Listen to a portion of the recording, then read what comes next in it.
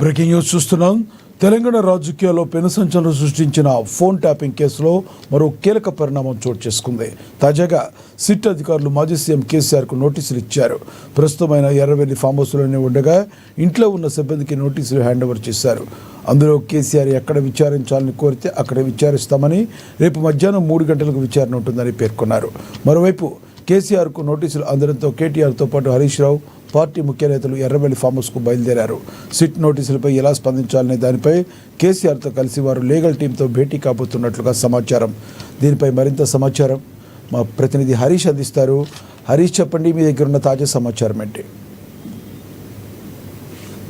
Right. Yes Lakshmi, ఏదైతే phone tapping కేసుకు సంబంధించి కూడా సిట్ విచారణ వేగవంతం చేసింది. ఇప్పటికే మాజీ మంత్రి హరీష్ రావు, మాజీ మంత్రి కేటీఆర్కి సంబంధించి కూడా సిట్ విచారణ చేసింది. ఇప్పుడు బీఆర్ఎస్ అధినేత మాజీ సీఎం కేసీఆర్కి సంబంధించి కూడా నోటీసులు ఇష్యూ చేసిన నేపథ్యం అయితే కనిపిస్తూ ఉంది. రేపు మధ్యాహ్నం 3 గంటలకు సంబంధించి కూడా సిట్ విచారణకు హాజరవ్వాలి. ఇక ఏదైతే ప్లేస్కి సంబంధించి కూడా తమ ఒపీనియన్కి సంబంధించి, ఎందుకంటే సీనియర్ సిటిజన్కి సంబంధించి కూడా ఆయనకు అవకాశం కల్పించారు. ఎక్కడ విచారణ చేయాలో అక్కడ చెప్తే అక్కడ విచారణకు వస్తాం నేరుగా, లేదంటే జూబ్లీహిల్స్ పోలీస్ స్టేషన్లో మీకు ఏదైతే మీకు వసతికి సంబంధించి కావచ్చు, మీ పిఎస్లు మీకు ఓకే అయితే అక్కడ విచారణ చేస్తామన్నట్టుగా కూడా నోటీసులో పేర్కొనడం జరిగింది.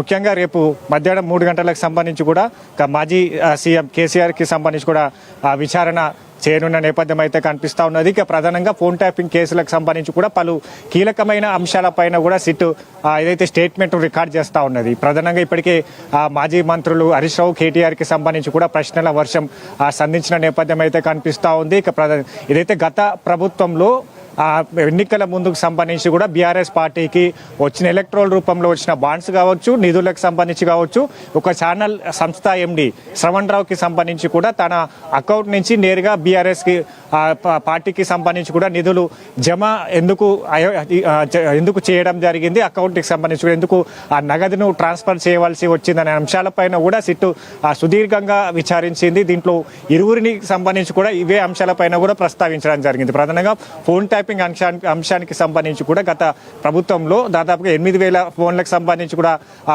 ఫోన్ ట్యాపింగ్ గురైంది. కాబట్టి ఎందుకు ఫోన్ ట్యాపింగ్ సంబంధించి చేయవలసి వచ్చింది, దీని వెనకాల ఎవరు ఉన్నారనే కోణంలో కూడా విచారణ స్టేట్మెంట్ రికార్డ్ చేస్తూ ఉన్నారు.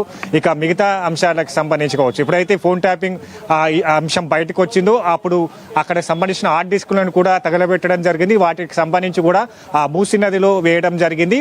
వీటన్నిటిని ఎందుకు హార్డ్ డిస్క్ను ధ్వంసం చేయవలసి వచ్చింది, ఒకవేళ భద్రతాపరమైన అంశాలకు సంబంధించి కూడా ఫోన్ ట్యాపింగ్ చేయవలసి వస్తే దాన్ని ఎందుకు ధ్వంసం చేయవలసి వచ్చింది, దీని వెనక సంబంధించి కూడా ఇంటెలిజెన్స్ చీఫ్, మాజీ ఎస్ఐబి చీఫ్ ప్రభాకర్ రావు కావచ్చు, భుజంగరావు కావచ్చు, ఇతర శ్రవణ్ రావులకు సంబంధించి కూడా స్టేట్మెంట్లను రికార్డ్ చేయడం జరిగింది. దాదాపుగా 8,000 పైగా ఫోన్ ట్యాపింగ్లకు గురై కాబట్టి బాధితులంతా కూడా స్టేట్మెంట్లను రికార్డ్ చేయడం జరిగింది. ముఖ్యంగా ఈ అంశాలకు సంబంధించి కూడా రేపు మాజీ సీఎం కేసీఆర్ని కూడా ప్రశ్నించేందుకు సిద్ధంగా ఉందని చెప్పి, ఎందుకంటే ఒక సీఎం హోదాలో కొనసాగుతున్న వ్యక్తికి సంబంధించి కూడా ఉదయం ఏదైతే ఇంటెలిజెన్స్కి సంబంధించి కూడా బ్రీఫింగ్ ఉంటుంది. ఇంటెలిజెన్స్ చీఫ్ సీఎంకి ఏదైతే రాష్ట్రంలో ఉన్న పరిస్థితులకు సంబంధించి కావచ్చు, ఏదైనా ధర్నాలు, రాస్తారోకలకు సంబంధించి కావచ్చు, ఇతర విపత్తులకు సంబంధించి కూడా ఏదైతే ఈ ఇంటెలిజెన్స్కి సంబంధించి కూడా బ్రీఫింగ్ ఇస్తారో ఆ బ్రీఫింగ్కి సంబంధించి కూడా అప్పుడు ఏదైతే ఇంటెలిజెన్స్ చీఫ్గా కొనసాగిన వారు సంబంధించిన అధికారి ఇచ్చిన స్టేట్మెంట్ ఆధారంగా రేపు మాజీ సీఎం కేసీఆర్ని ప్రశ్నించేందుకు సిద్ధంగా ఉందని చెప్పొచ్చు. ఎందుకంటే దీంట్లో ఇప్పటికే పలు అంశాలకి కావచ్చు, పలు కోణాల్లో కూడా సిట్ విచారణ చేస్తూ ఉన్నది. దీంట్లో ఇప్పటికైతే అధినేత అని చెప్పొచ్చు, బీఆర్ఎస్ అధినేతకు సిట్ విచారణ ఏదైతే నోటీసులు పంపించడం జరిగింది.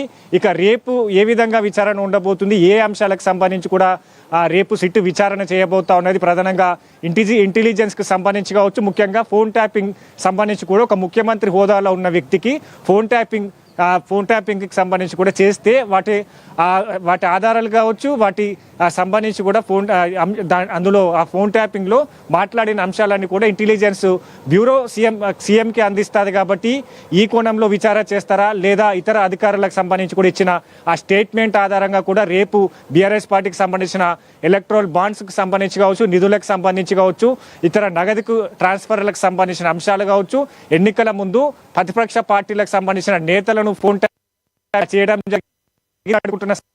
సాక్ష్యాలన్నీ ఉన్నట్టుగా కూడా ఆరోపణలు ఉన్నాయి. సిట్ విచారణలో వాళ్ళ బాధితుల స్టేట్మెంట్లలో కూడా ఇవే అంశాలను ప్రస్తావించారు. ఇప్పుడు కొనసాగుతున్న ఆ పిసిసి చీఫ్ మహేష్ గౌడ్ సైతం కావచ్చు, ఇప్పుడు ఉన్న సీఎం రేవంత్ రెడ్డికి సంబంధించి కూడా అప్పుడు పిసిసి హోదాలో తన ఫోన్ కూడా ట్రాపింగ్ గురైనట్టుగా కూడా ఏదైతే సిట్ విచారణలో తెలిసింది. కాబట్టి ఈ ప్రతిపక్ష పార్టీలకు సంబంధించి అక్కడ బీజేపీకి సంబంధించిన ఇప్పుడు కొనసాగుతున్న కేంద్ర మంత్రులతో పాటుగా బీజేపీ కీలక నేతల ఫోన్ ట్యాపింగ్ గురయ్యింది. కాబట్టి వీటన్నిటినీ ఎందుకు ఫోన్ ట్యాపింగ్ చేయవలసి వచ్చింది, దీని వెనుక ఆపరేషన్ ఎవరు చేశారు, ఇక హార్డ్ డిస్క్లకు సంబంధించి కూడా ఎందుకు ధ్వంసం చేయవలసి వచ్చింది, అధికారంలోకి ఏదైతే వచ్చిన కాంగ్రెస్ అధికారంలోకి వచ్చిన తర్వాత వీటి ఆధారాలని కూడా కనుమరుగు చేసేందుకు ఇక మాజీ ఎస్ఐబి చీఫ్ ప్రభాకర్ రావు విదేశాలకు ఎందుకు వెళ్ళడం జరిగింది, వాళ్ళ స్టేట్మెంట్లను కూడా ఇప్పటికే సిట్ విచారణ చేసింది, వాళ్ళ స్టేట్మెంట్లను రికార్డ్ చేసింది. కాబట్టి రేపు కీలకమైన విచారణ అని చెప్పొచ్చు, కీలకమైన ప్రశ్నలు రేపు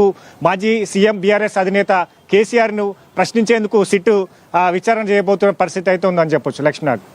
థ్యాంక్ యూ హరీష్.